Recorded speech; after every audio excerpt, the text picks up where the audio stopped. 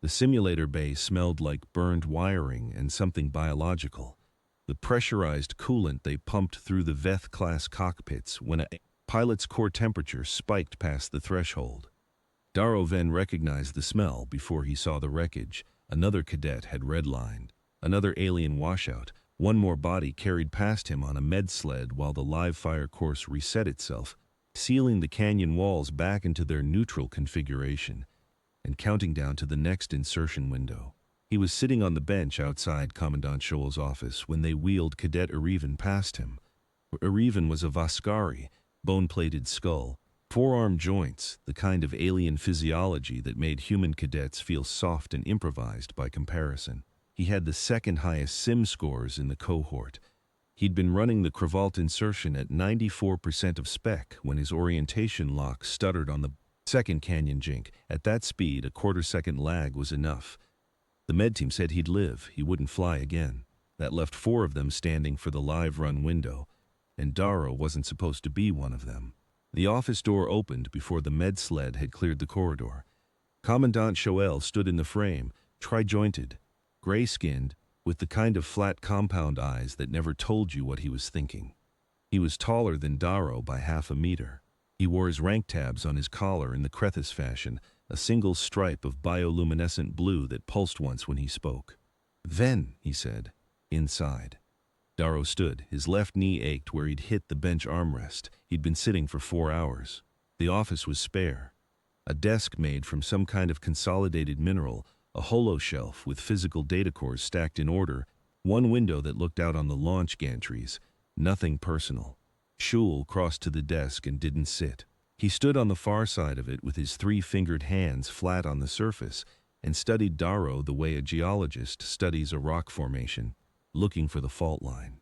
41 days ago, Shoel said, you were removed from this program. Yes, sir. You exceeded the simulation's structural tolerances during the Class 7 insertion run. You pulled 9.4 Gs through the primary jink when the hard ceiling is 6. You caused the simulator to throw an emergency halt. 3 of the adjacent pods locked up. I know what I did. You do. The blue tab pulsed. Walk me through why. Darrow had told this story to a review board. He'd told it to the base psychologist. He'd told it to a Krethis intelligence officer who apparently thought a 22-year-old human might be some kind of deliberate saboteur. He told it again. At 6 Gs, the flight assist computer takes over the jink sequencing. The human body can handle more than 6 Gs. I can handle more than 6 anyway, so when the assist kicked in and smoothed my inputs, it felt wrong. The timing was off. I overrode it and ran the jink manually. At 9.4, the canyon thread resolved correctly.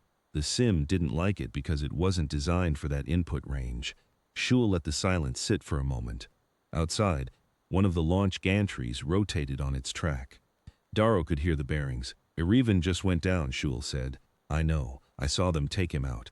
He was my best pilot.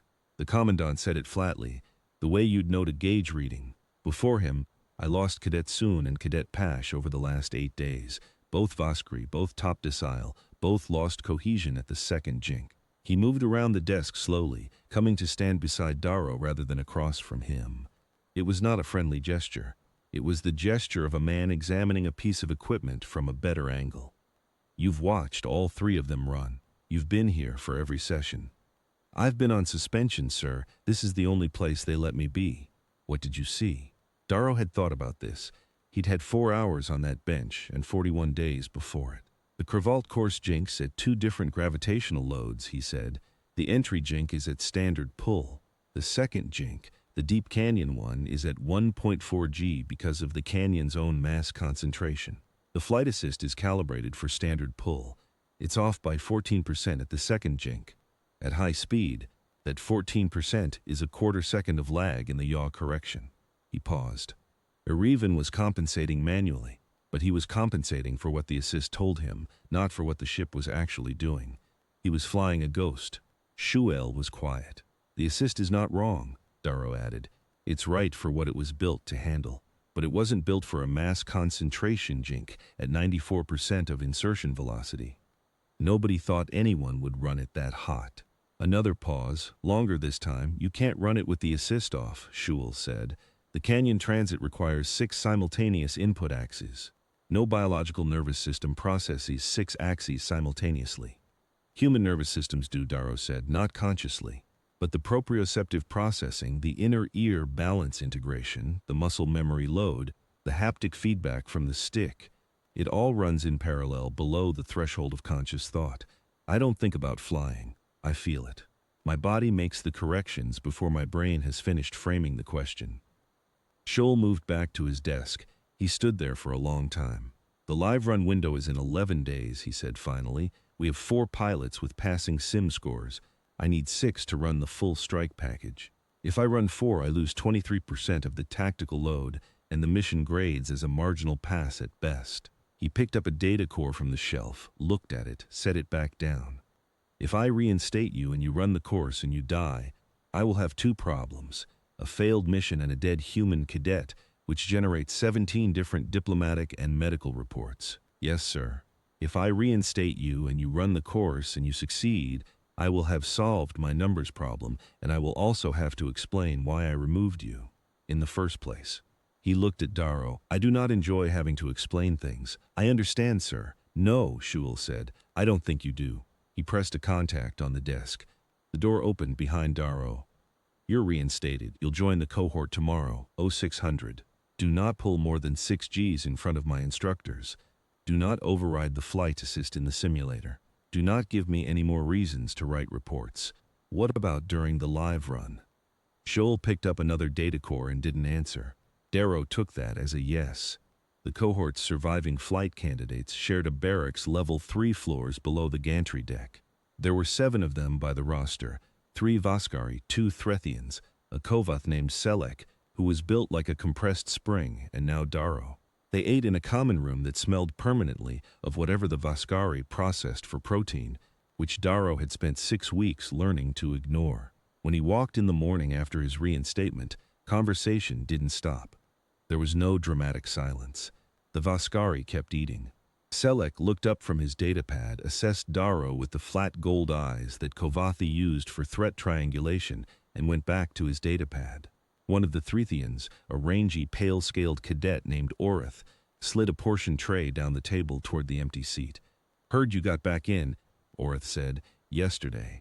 You watched Riven go down. I was on the bench. Orith looked at his food. He was the best of us. He was flying a bad calibration, Darrow said.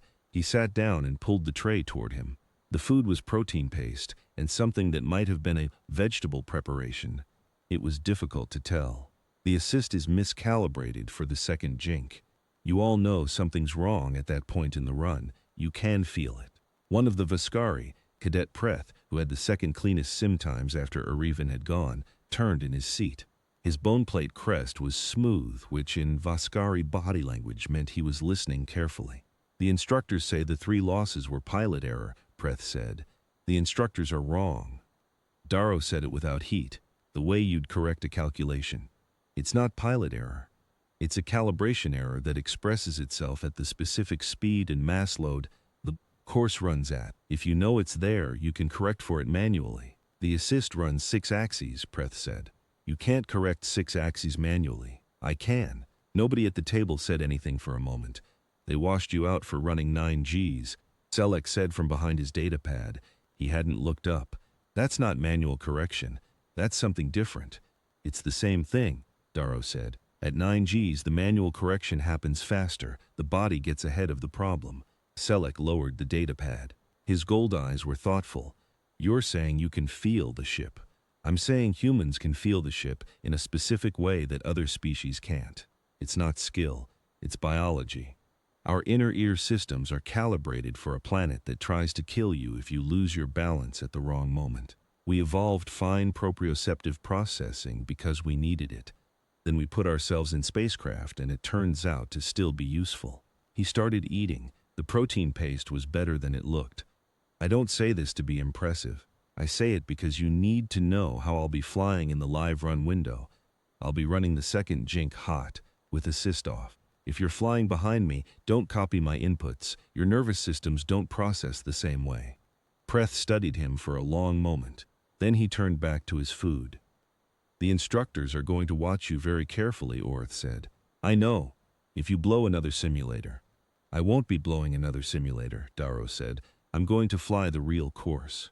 The simulator's calibration problem is what got me removed. The real course doesn't have the calibration problem. It has real physics, and I can read real physics. He ate. The room was quiet for a while. Then Selleck put his datapad face down on the table, which in Kovathi body language meant he'd made a decision.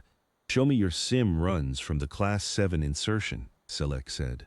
I want to see what 9-4 looks like. Darrow pulled his datapad out of his kit. He'd kept the recorded telemetry. It was against regulations to keep it after a washout, but he'd kept it anyway, because he'd known he was right and he'd wanted the proof. He set it on the table between them. Selleck looked at the telemetry trace. He looked for a long time, the gold eyes tracking the jink profile. The G-load curve, the input sequence. Then he pushed it back. The jink is clean, Selleck said. The load curve is correct. You just ran it outside the system's comfort zone, yes. Selleck picked up his datapad again. 9 days, he said. We have 9 days to convince Commandant Shoel that the 6G ceiling is the problem, not you. We're not going to convince Shoel of anything, Darrow said. Shoel already knows. He put me back in the program. Selleck was quiet for a moment. Then the equivalent of a nod, a slow blink of both gold eyes, and he went back to his reading. The breakfast continued. Nobody said anything more about it, but when Darrow stood to take his tray to the return station, Preth fell in beside him, quietly, without comment, and that was enough. Before he left the barracks that evening, Darrow sat on his bunk and pulled up the Cravalt course schematics from the open access training database. He'd looked at them before. During the suspension, he'd had nothing but time and a datapad, but he looked at them again with different eyes. Shoel's reinstatement didn't change anything about the physics of the problem. It just meant Darrow was now the one who had to solve it under live conditions instead of sitting outside an office watching other people fail. The course was 3 segments. The orbital approach was standard, a re-entry arc that brought pilots in from the upper atmosphere on a vector, calculated to intersect the canyon complex at a specific altitude and velocity. Standard enough that the flight assist could handle it without any manual input at all. The first segment was basically a guided descent, and that was deliberate. The designers had made it easy so that a pilot's workload was low when they entered the canyon. The canyon complex itself was the second segment, 42 kilometers of geological fracture running roughly east-northeast, with a depth ranging from 900 meters at the wide end to 2,800 meters at the deep jink. The walls were Cravalt granite, a compressed mineral formation that was, according to the Geological Survey, one of the densest rock types on the Moon, dense enough to have a measurable local gravitational effect, dense enough to be the source of the 1.4 mass concentration that the flight assist calibration couldn't handle. The third segment was the strike run and exit, the open valley after the canyon's far end, where the target array was set up and the recovery pads waited. The hardest part of the course wasn't the strike run. The hardest part was getting through the canyon clean enough to still have adequate margin at the exit. Darrow looked at the schematic for the second jink specifically. The canyon walls were 32 meters apart at the apex of the jink. A Veth-class ship, which was what the cohort flew, had a wingspan of 18 meters. That left 7 meters of clearance on each side at the jink's tightest point. At the speed the live run required, 7 meters was enough if you entered the jink on the correct line. If you entered it offline by more than 5 degrees at 90% spec, the clearance closed fast enough to be unrecoverable. Riven's trace had shown a 5.3 degree departure. Soon's had shown 6.1. Pasha's had shown 7.2. Each of them had departed the correct entry line because they'd been fighting Ghost. Inputs from the miscalibrated assist, and each departure had been slightly larger than the one before it because the corrections had compounded. They had been killed by feedback. A tiny error corrected in the wrong direction, creating a slightly larger error, corrected again in the wrong direction until the ship was somewhere it shouldn't be and there was granite on 3 sides. Darrow had not had that problem in his Class 7 simulator run, because he had turned the assist off and run the physics directly. The review board had called that reckless. The phrase they'd used specifically had been disregard for established safety protocols in a high-risk training environment. What they meant was, you did something we didn't design for and it scared us. He understood that. He didn't resent it, particularly. Established safety protocols existed because the people who wrote them had seen what happened when those protocols were violated by people who couldn't execute the violation competently. Darrow's violation had been competent. That distinction mattered, but it didn't change the fact that he'd scared the review board, and frightened bureaucracies produced paperwork, and paperwork produced washouts. He closed the schematics and lay back on his bunk, 9 days before the live run window. 7 days now, if you subtracted the time he'd already lost. He needed to be sharper than he'd ever been, and he needed the rest of the cohort to be sharp enough to survive, because if even one of them augured in on the live run, the mission was a tactical failure, and Shoel had 2 problems instead of 1. He thought about the wing mark he'd be wearing if he made it through. Then he stopped thinking about it, because thinking about it was a form of hoarding the payoff, and hoarding payoffs was something he'd been trying to train out of himself since the first time he'd flown. The real course would tell him if he was right. Not the thinking about it. He slept. The next morning, Tyrek ran all 6 of them through the canyon sim simultaneously for the first time. Not the piecemeal solo sessions, not the small group unofficial runs, but the full cohort in slot order with the mission telemetry active. The instructors were watching. Shoel was watching from the observation deck above the sim bay, though he didn't announce it. Darrow only knew because Preth had sharp eyes for authority figures and had given a minimal tilt of his bone plate crest when the Commandant appeared, above the transparent steel rail. The run at 80% spec was clean for everyone. 80% was always clean. At 80%, the ghost inputs from the miscalibrated assist were small enough that a competent pilot could compensate for them without it costing much. This was the problem. The calibration error was invisible at lower speeds, which was why nobody had caught it in the standard training progression. The course was designed to ramp up. You flew it at 70%, then 80%, then 85%, building familiarity and confidence. By the time you ran it at the live run speed, you'd been trusting the assist for weeks, trusting the wrong thing, getting better at trusting the wrong thing. Darrow ran at 80% with the assist on, hitting every waypoint within spec, and said nothing. Afterward, in the debrief, Tyrek asked for observations. Orith spoke first, carefully, framing it as a question about wind shear modeling rather than a criticism of the calibration. Tyrek answered with a lecture on mass concentration aerodynamics that contained, embedded in its 3rd paragraph, a precise description of the 14% calibration offset and its effect on yaw correction timing at speeds above 85% spec. He said it the same way he'd said it in the unofficial briefing 3 days earlier, laying it out without attribution, without editorial, as physics. One of the other Vaskari cadets, Shen, the quiet one, raised his hand. If the calibration offset is 14% at the second jink, the published correction procedure should account for it. The published procedure was written for the assist-on case at standard gravitational load, Tyrek said.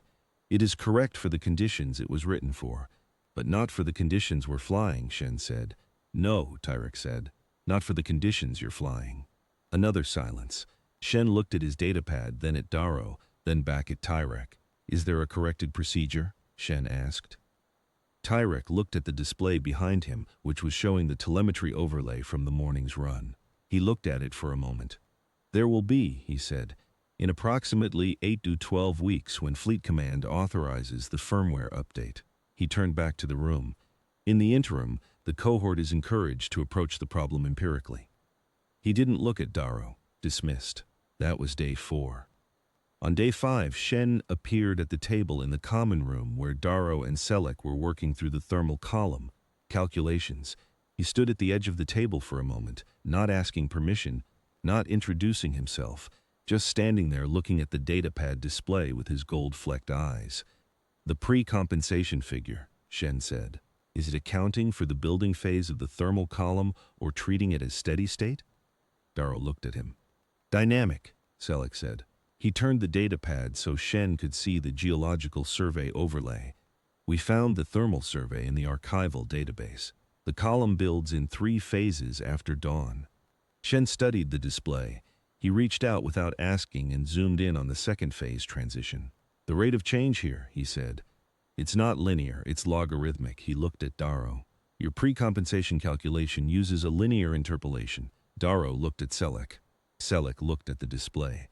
They spent the next 2 hours reworking the calculation with a logarithmic model for the thermal column's second phase. The corrected numbers were slightly different from the previous version. The correction angle at the 1.2 second mark of the second jink shifted by 0.4 degrees, small, possibly within measurement noise, possibly not.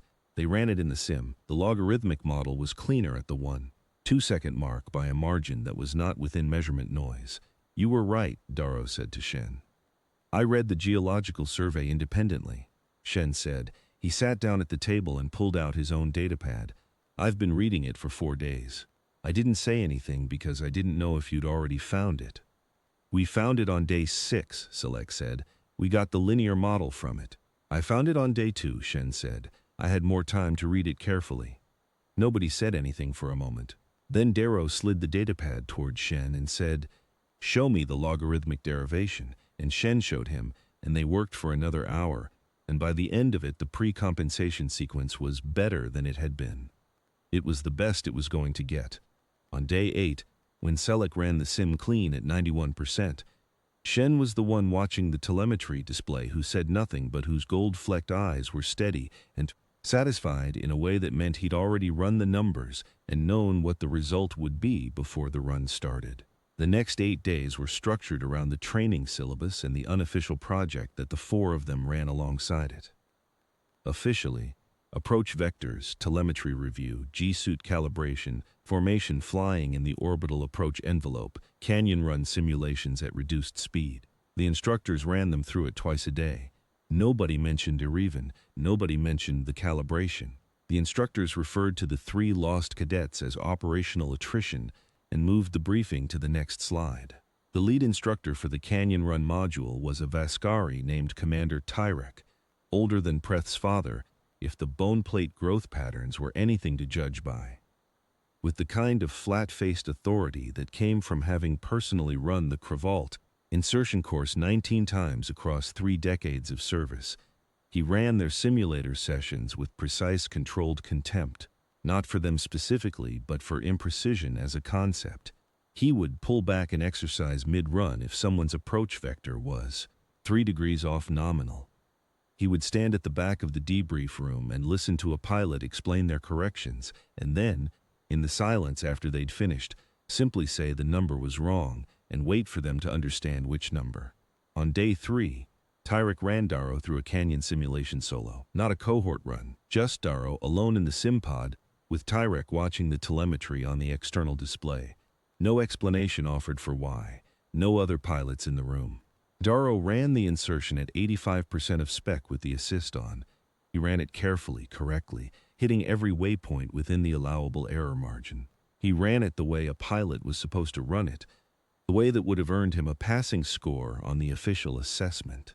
He came through the second jink with a 1.9 degree departure and a clean correction, and he powered down the sim in the correct sequence and sat in the cradle and waited. Tyrek didn't speak for a full minute.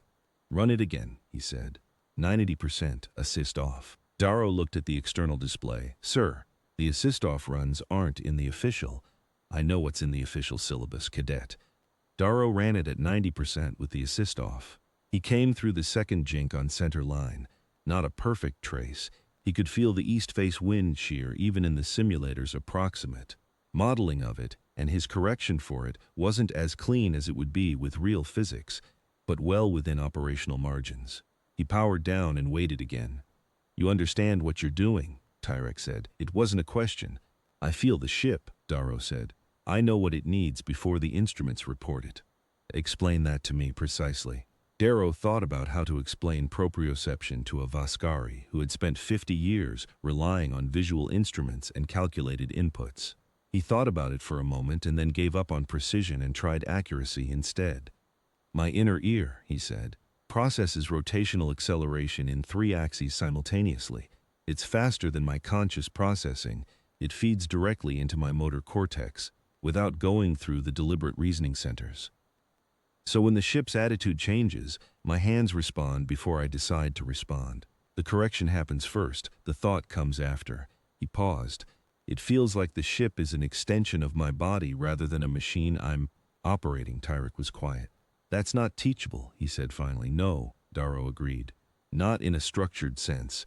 You can develop it with practice, but the development takes years and requires a specific kind of physical sensitivity that varies between individuals and between species. Vascari proprioception, Tyrek said, routes through the cranial bone plate network. It's extremely precise for static load sensing, detecting weight, compression, balance. It's less precise for rotational acceleration at high speed. He said it without apparent emotion. Just a fact about his own biology that he'd known for a long time and had built a career around compensating for. I flew this course 19 times. I was never clean at the second jink. I was always correcting. I thought everyone was always correcting. The best pilots in any species are always correcting, Darrow said. I'm just correcting faster than the system expects. Tyrek looked at him for another long moment. Then he walked to the sim bay door. The third day's evening session, he said, is optional participation. If you want to run the sim again at 95% with 2 witnesses logging the telemetry, I will not have scheduled it officially, and I will not have been present. He opened the door. I will, however, review the telemetry log at 0600 the following morning. He left. Darrow ran the sim at 95% that evening. Selleck and Preth were the 2 witnesses. Tyrek reviewed the telemetry log at 0600 and said nothing about it to anyone, but in the official afternoon briefing the following day, he spent 27 minutes discussing the theoretical aerodynamic effects of mass concentration gravitational variance on flight assist calibration accuracy. He didn't use Darrow's name. He didn't mention the Cravalt's second jink specifically. He just laid out the physics carefully and precisely, and then said, "You may find this relevant to your preparation," and moved to the next topic. Selleck nudged Darrow's elbow under the briefing table. Darrow didn't look up from his notes. Unofficially, Darrow, Selleck, Preth, and Orath pulled the actual telemetry from all 3 crashes. Soon first, then Pash, then Erivan, and laid them over each other on Selleck's datapad until the pattern was undeniable. The calibration lag was visible in every run. You could see the moment each pilot began fighting the ghost inputs, the tiny overcorrections that fed on each other until the jink resolved wrong. All 3 of them had felt it. All 3 had compensated. All 3 had been half a second behind the real ship. We should report this, Orath said on day 5. Shoel knows, Darrow said. Then why hasn't he fixed the assist calibration? Because, Selleck said, without looking up from the datapad, the correction required is beyond what this facility has authority to implement. The flight assist firmware is a central system spec. Adjusting it for the mass concentration variables at Cravalт requires authorization from Fleet Command. That authorization takes 8 to 12 weeks. He paused. The live run window is in 6 days, Orath looked at Darrow.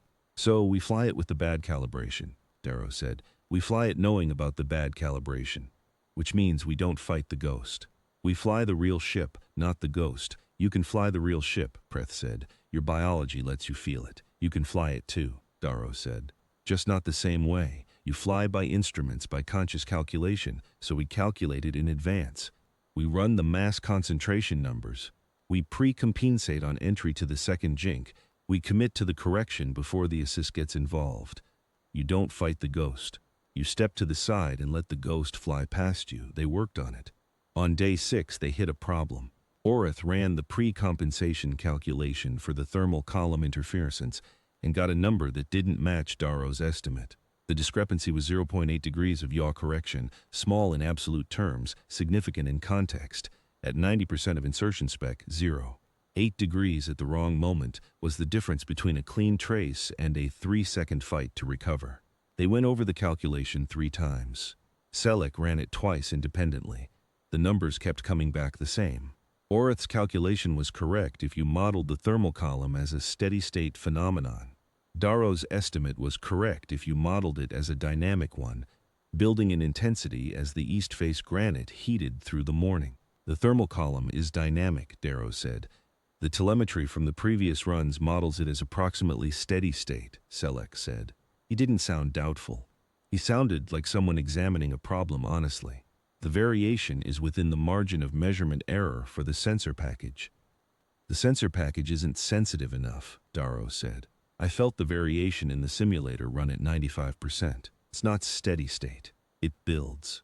Orth spread his pale-scaled hands on the table. If your estimate is wrong, he said carefully, and I load a dynamic correction into the pre-compensation sequence, I will be correcting for a phenomenon that may not exist at the moment I need the correction. That's not better than the ghost. It's a different ghost. Darrow thought about this. Orth was right to push back. Being washed out and reinstated didn't make Darrow's intuitions automatically correct. Being able to feel the ship didn't mean his interpretation of what he felt was beyond error. Can you pull the full thermal imaging survey from the geological database for the Crevault East face? He said to Selleck. Selleck could. It took him 40 minutes because the survey data was in an archival format that required a decryption key. Preth had to obtain through channels Darrow decided not to ask about. When the data was up on the display, it was clear. The thermal column built in 3 distinct phases across a 6-hour window after dawn, peaking at roughly 1 hour after first direct light on the east face. The survey had been conducted for geological purposes and had never been referenced with flight planning data. Dynamic, Orth said. Dynamic, Selleck confirmed. They updated the pre-compensation. The corrected calculation worked at 91% in the simulator. It worked at 93% on day 7. Selleck pushed it to 95%, and the trace was clean enough that Preth, who had been watching the telemetry display with his bone plate crest raised, which in Vaskari body language meant intense alertness, quietly said good and lowered his crest. On day 8, Selleck ran the sim at 91% of spec with the pre-compensation dialed in. He hit the second jink clean. His telemetry trace looked like a ruled line. He sat in the sim bay with his gold eyes flat and still, and didn't say anything for 30 seconds. That's what it's supposed to feel like, Darrow said. Yes, Selleck said. He put his hands on the cockpit rail and pushed himself upright. I've been fighting the ghost this whole program. I thought I was bad at canyon running. You're not bad at canyon running. You were being lied to by your instruments. The instruments weren't lying, Selleck said. They were measuring the wrong thing. He stepped out of the sim cradle. There is a difference. Darrow decided not to argue the point. The live run window was in 29 hours. On the evening before the live run, Commandant Shoel called the full cohort into the mission briefing room, the first time he'd addressed them all together since Arivan had gone down. He stood at the front of the room with his hands behind his back and the bioluminescent tab pulsing a slow, steady blue, and he looked at them one by one. Tomorrow's window opens at 0400, he said. You will fly in slot order, as assigned. The mission parameters have not changed. The tactical objectives have not changed. He paused. The flight assist calibration for the Crevault second jink has also not changed, because the authorization to update the firmware has not yet arrived from Fleet Command. You are flying the same systems that the previous candidates flew. Nobody said anything. There was nothing to say. I am aware, Shoel said, that you have identified the calibration discrepancy. I am aware that you have developed a compensatory approach. He looked at Selleck. I am aware that this compensatory approach has been verified in simulation at speeds approaching the live run specification.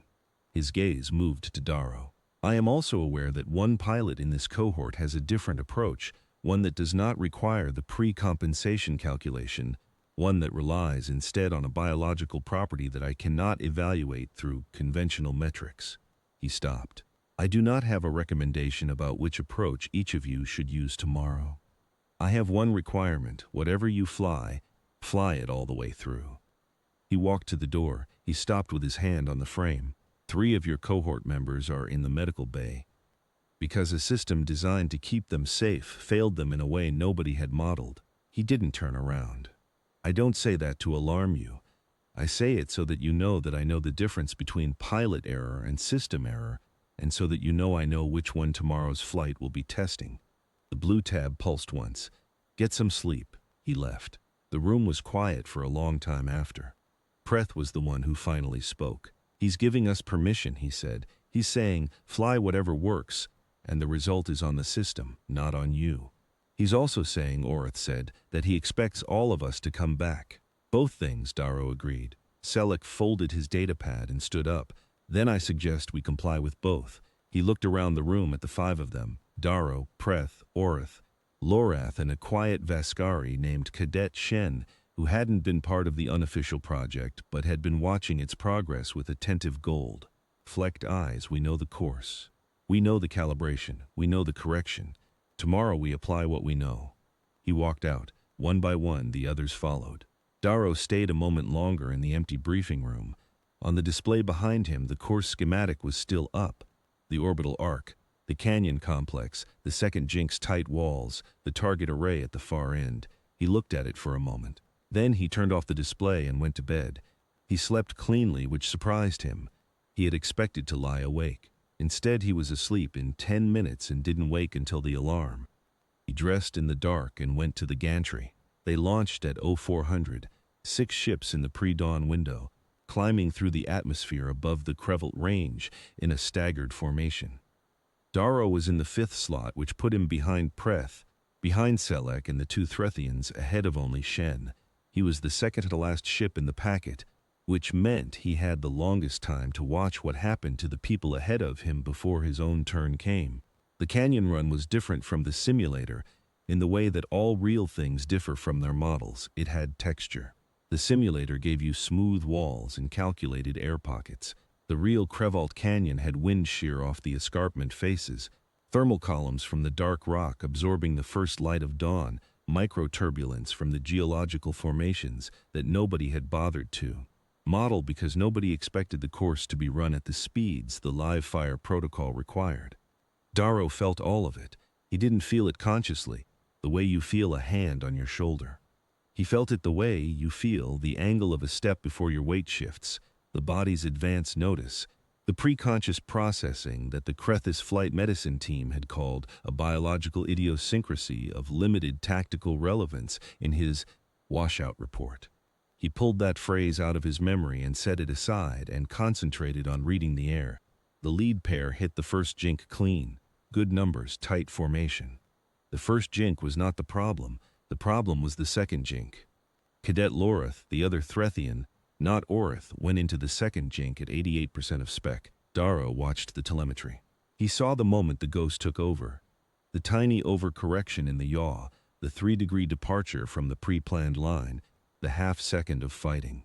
Lorath had the pre-compensation loaded. He'd practiced it. He'd run it in the simulator 8 times.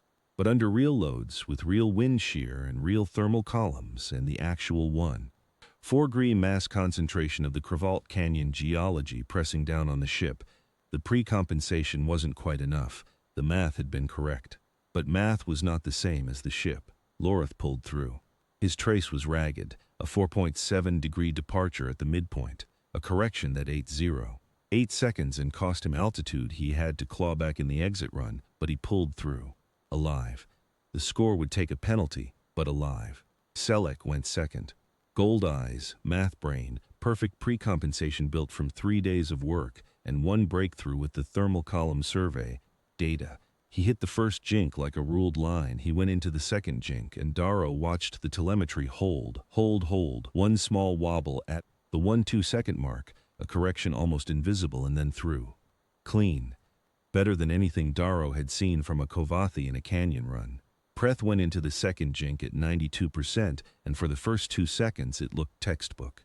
Then the wind shear off the left canyon wall caught the tail of the ship. The geology did this every morning as the east face heated faster than the west face and the air began to move, and Preth's yaw went 40 degrees wrong in the same heartbeat that the ghost input hit. He corrected hard. The jink trace went jagged and then straight and then jagged again as he fought the ship back to the exit line.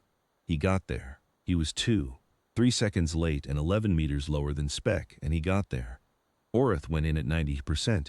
His telemetry held for the first 1.5 seconds. Then the same east-face wind shear caught the tail of his ship. The yaw departure was smaller, 2.8 degrees, he corrected. He was through before Darrow finished exhaling. Orith's voice came over the cockpit channel. Crevelt 2, clean exit, west face shear. Wasn't in the model. Copy that, Darrow said. I saw it. How do you want to account for it? I'll handle it, Darrow said. Go fly the exit run. He was 30 seconds from his own insertion window. He turned the flight assist off. Not partially off, fully off. All 6 axes, all automated corrections, all ghost inputs. gone. The ship's handling changed immediately, a slight heaviness in the response, the unmediated physics of the control surfaces doing exactly what he told them without interpretation. It felt like taking off oven mitts and putting your bare hands on something real. He dropped into the canyon. The first jink was fast and irrelevant. His hands moved and the ship moved, and they were through, and he was already feeling the air change as the canyon narrowed toward the second jink. The thermal columns building, the east face granite absorbing the first direct light of dawn, the air beginning to slide from the darker wall toward the brighter one. He could feel it in the airframe, micro-vibrations that the assist system would have averaged out and smoothed into data. His spine felt them as texture. He was at 97% of spec. Nobody in the cohort had run it at 97%. The secondary west face shear was there. He felt it before the telemetry registered it, a pressure difference building in the quarter second before the ship entered the shear's effect. His left hand moved.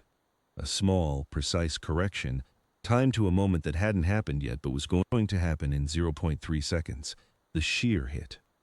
The ship moved with it rather than against it, using the pressure instead of fighting it, bleeding the deflection into a controlled slide rather than a departure. The second jink opened in front of him and the mass concentration hit, 4 greams, pressing everything in the ship toward the canyon floor simultaneously. And the east face wind shear arrived at the same instant, the same thermal column that had caught Preth and Orith, and Darrow didn't fight it, and he didn't correct it with a preloaded calculation. He flowed with it. The body had already done the math. The inner ear had already integrated the G-load and the lateral shear and the attitude of the ship relative to the canyon walls and the closing speed and the exit angle, not consciously, below the line. The hands on the stick moved in a way that Darrow was barely aware of making happen. Complex 4-part correction that hit the yaw and the pitch and the roll and the throttle in a sequence, timed to a fraction of a second, correcting for a force that was still arriving, anticipating the exit angle before the physics had finished expressing itself. The ship went through the second jink like water through a slot, clean, not ragged, not 2.3 seconds late and 11 meters low. Centerline, correct altitude, correct exit angle, 97% of spec. He was through before the thought of through had fully formed. The exit run was flat and fast, and the target array at the canyon's end was where it was supposed to be. He dropped the ordnance package on the designated strike point and pulled up hard. 7 Gs in the exit climb, within the reinstated envelope, and then he was above the canyon, and the dawn was happening over the Cravalt Range, and the light was ends orange on the granite faces below him, and he was alive, and the run was done. He circled the recovery pattern once while the telemetry package uplinked to the flight center. 6 ships recovered, 6 pilots alive, 6 mission packages delivered. He set the ship down on the recovery pad and powered down and sat in the cockpit for a moment while the heat dissipated. The G-suit was damp. His hands were still. Behind him, Shen's ship came in on final approach, 6th slot, last in the packet. Darrow watched the landing on the pad camera. Shen came in slightly hot, corrected on the flare, set down clean. The ship rolled to a stop 30 meters from Darrow's. The canopy opened. Shen climbed out, stood on the pad for a moment, looked at the canyon rim, and then walked toward the debrief structure without drama. Nothing in his posture said he'd just done anything remarkable. Darrow thought about that. Shen had been sitting on the thermal column analysis for 4 days before he said anything. He'd done the work alone, confirmed it, refined it, and then walked to a table of strangers and offered the correct correction with no fanfare. Just your interpolation is wrong. Here's why. And sat down and got to work. That kind of discipline was something Darrow recognized. It was the same discipline that had kept him sitting outside Shoel's office for 41 days instead of filing appeals or demanding hearings. Knowing you were right was not the same as needing to be seen as right. There was a difference.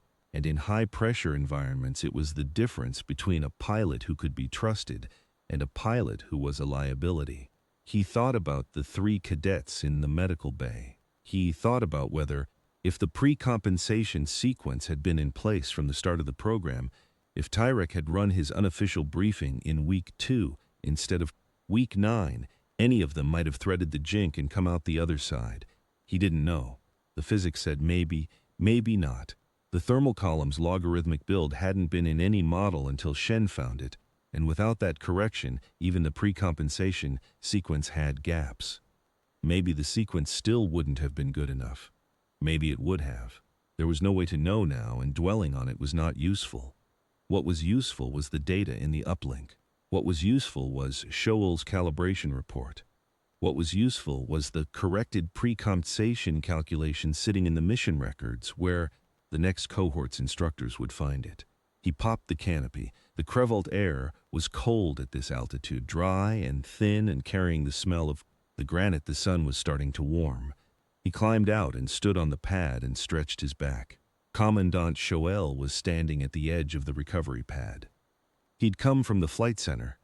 There was a ground car behind him with the engine still running, which meant he'd left before the last ship landed, which meant he'd been watching the telemetry feeds and had started moving when he saw Darrow's jink trace appear on the display. He walked to Darrow's ship and stopped and looked at Darrow. The blue rank tab pulsed once. "You turned the assist off," Shoel said. "Yes, sir. You ran the second jink at 97%. "Yes, sir." Shoel looked at him for a long time. Behind him, the other pilots were climbing down from their ships: Selleck, Preth, Orath, Lorath, Shen. They were moving toward the debrief structure, but slowly, watching. "Your trace at the second jink," Shoel said, "is the cleanest we have on file for that waypoint. The previous best was recorded by a Vascari pilot 17 years ago at 81% of spec." He paused. "You ran 16 points hotter and your trace is 15% cleaner." "I felt the air," Darrow said. "It's not complicated. You felt the air," Shoel repeated. He said it the way a geologist says, "The fault ran through here," noting a fact that changed his understanding of the terrain. He reached into the breast pocket of his uniform and took out something small. A set of pilot's insignia, the Crethis wing mark that the cadets who graduated the insertion course were entitled to wear. He held it for a moment. Then he set it on the cockpit rail between them. He didn't hand it to Darrow. He set it there and let Darrow pick it up. Darrow picked it up. Shoel turned and walked back to the ground car without another word. The car moved off down the service road toward the flight center. Darrow stood on the recovery pad with the wing mark in his palm. It was lighter than he'd expected, metallic, but hollow in some internal structure. The Crethis built things that way. Always that combination of apparent density and actual delicacy that seemed to be a principle of their engineering across disciplines. Selleck came up beside him. The gold eyes looked at the insignia. "You flew at 97, Selleck said. "I know. I ran it at 91 and I thought that was brave." "It wasn't braver," Darrow said. "It was just different mechanics." He closed his hand around the insignia. "You flew a clean line through a bad calibration. With math you built yourself in 9 days. That's not easy." Selleck was quiet. The sun was fully up now over the canyon rim. The thermal columns were cycling in the canyon below, the same east face shear that had caught Preth and Orath, and that Darrow had read and flowed through, starting their daily pattern. "The calibration issue," Selleck said. "Will Shoel report it?" "He'll report it," Darrow said. "He has the telemetry now. Mine shows exactly what the assist was doing and what the ship was actually doing at the second jink. The comparison is unmissable. Fleet Command will authorize the firmware correction inside a week." He looked at the wing mark in his hand. 3 good pilots are still going to be in a medical bay because nobody caught it faster." "Yes," Selleck said, "that's also true." They stood for a moment in the warming air. "The instructors are going to want to know how you flew the 6-axis correction without the assist," Selleck said. "They're going to want a procedure, a training module, something they can teach." "Tell them it can't be taught," Darrow said. "Tell them it can be practiced until it becomes habitual, and then practiced some more, and then run at speed until the habit goes below the threshold of conscious thought. That's the only way it transfers." He paused. "Tell them it takes longer than 9 days." "How long?" Darrow thought about the first time he'd flown a trainer aircraft over a plateau.